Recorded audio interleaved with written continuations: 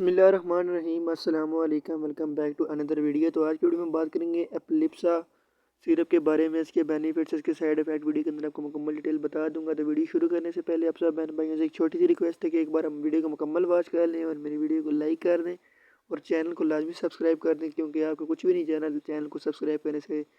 तो ये रिक्वेस्ट है भी, चैनल को लाजमी सब्सक्राइब करें। तो चलें वीडियो स्टार्ट करते हैं। वीडियो शुरू करने से पहले आपको एक और बात बताता चलूँ कि आपने जब भी ये मेडिसिन लेनी है एक बार डॉक्टर से लाजमी रिव्यू करना है, क्योंकि हमारा वीडियो बनाने का मकसद सिर्फ आपको मेडिसिन के मतलब डिटेल प्रोवाइड करना होता है। तो किसी भी मसले हो सकता है, आपको कोई भी इशू हो सकता है, इसलिए आप डॉक्टर से लाजमी रिव्यू करें, उनकी हिदायत के मुताबिक इस्तेमाल करें। तो ये जो सिरप है ये 100 mg के अंदर इस्तेमाल करवाया जाता है, ठीक है, जो कि आपको और कहीं भी मेडिकल स्टोर से मिल जाएगा। जहाँ तक इसकी बेनिफिट्स की बात करें, ये मिर्गी के मरीजों के लिए इस्तेमाल होता है।